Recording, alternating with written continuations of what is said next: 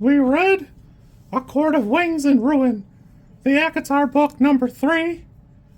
Feyre has returned to the Spring Court, determined to gather information on Tamlin's actions and learn what she can about the invading king threatening to bring her land to its knees. But to do so, she must play a deadly game of deceit. One slip could bring doom not only to Feyre, but for everything and everything she holds dear. I like this book. I had a good time. I will admit that if you found flaws with book 2, they're still here. I really don't. I don't have any, horrible things to say. I do personally think winnowing is, as designed, a bad power. Not only does it seem like, I don't know, if you can do magic and you can do it well, you can winnow, but it doesn't validate all the other forms of travel. There's no reason to use anything else. And it is what it is, but I just don't care for the way it's presented because even in combat, Feyre seems like an unbeatable god against these bozos later that it's just not for me. I will say that some of the action is really good and some of the action is kind of bad. I just don't care for some of it, and I will admit that writing a war is probably not the easiest thing in the world. I don't prefer the way the war is portrayed in this book. It seems like it goes on for a week. And I understand that's part of it. It's not a very long war or whatever, but for all the yapping, it's almost in Game of Thrones where the long night is half an hour. I don't know, I just don't have any just not that impressed by how long it is. Somewhat notably, there are books 3 and 4, and 4 is a very short little it was described to me as the Christmas episode, and it's not that that's wrong, so much as it should be a part of this book. The way book 3 ends, it just kind of comes to a conclusion. And we tie up a lot of loose ends, but not kind of completely. It's we made a loose knot and went, okay, that's probably good enough. It wasn't good enough. Not for me. Between Feyre, Nesta, and Elaine, just those 3. There's a lot going on, and we're really not moving past any of the trauma or anything like that.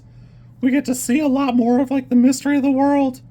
Though, I am kind of tired of Feyre going off on her own, making a deal with somebody, and it going sideways because she's too dumb to take a chaperone or something. Thank God a couple of the characters actually yell at her about it in this book because I don't know if I could take any more of it. I'm sick of it. I've had enough. Admittedly, this does seem to be the end of what is Feyre and Rhysand's story, and I'm kind of glad because I'm over them.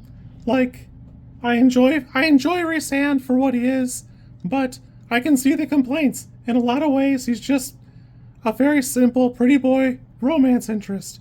He's framed as very complex and tortured, but I actually think him being so all-powerful takes something away from it.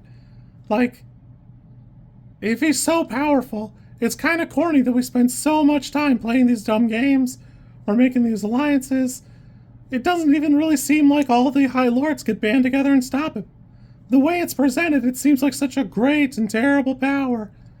I understand that an element of that is just to make him a tortured soul for Feyre to latch onto, but it almost would be more interesting if there was more stake there. It can't be done unless you learn how to play the game, and if you're not playing the game, you're not going to get it. Again, I really don't care for when a fantasy author writes the word sword, and it's just, oh, Cassian's sword, he lifted his sword, he had his sword. I want to know what kind of sword it is. I understand that that's a me problem, I'm just kind of a moron, and I have stupid desires, but it can't be all the time. Every once in a while, you gotta accidentally see somebody with a rapier. Or the water people can have harpoons or tridents or spears or what. I don't know. I don't know. Maybe the Spring Court can have axes.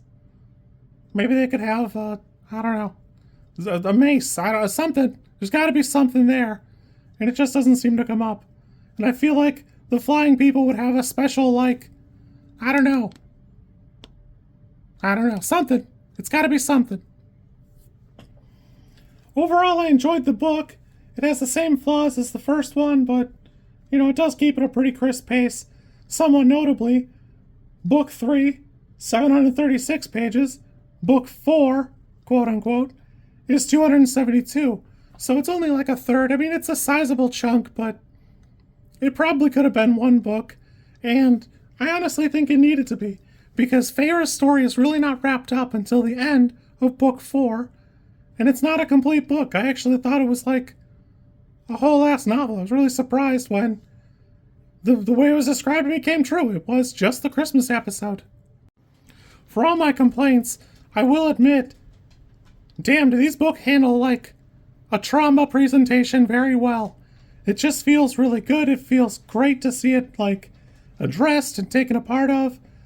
The Book 4 really handles Feyre coming to terms with a trauma or that crazy creature she sees in the mirror.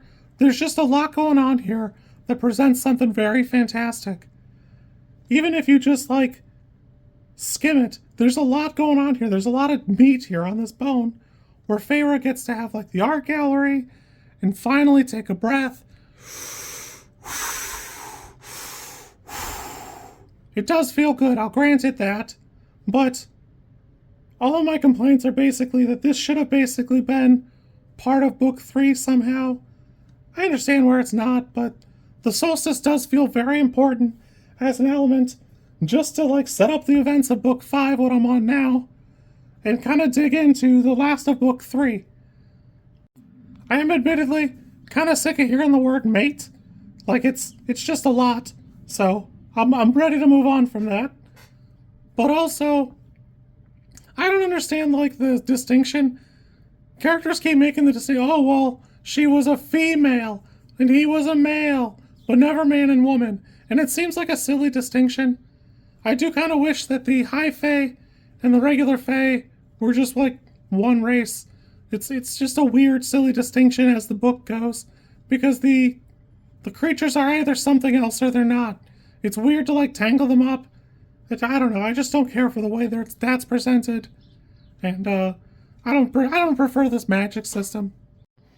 I do feel it needs to be said that like I don't know if it's telegraphed in the other books that Morrigan is like a closeted lesbian, and I don't really whatever, but it just feels like a listless thing to like kind of introduce. Her little like epilogue where she's at the horse neighborhood and there's like a dark shadow in the bushes. I just I don't know, because she says outright that it's not Azrael. She's pretty clear about that, and she'd recognize it if it was, but it is kind of like it feels like it's just pushed in there. Just pushed in there so Azrael has something later to do in the books, and Morrigan can move on with her life from this will there, won't they bullshit. Overall, I had a good time. It's a fun read. It's the audiobooks if you care. It's the 10-year anniversary or something, whatever. I will say that, like, Tamlin has become the perfect heel. People just hate him. And I don't know, I mean, he was stupid, but, like, even, like, the characters just hate him.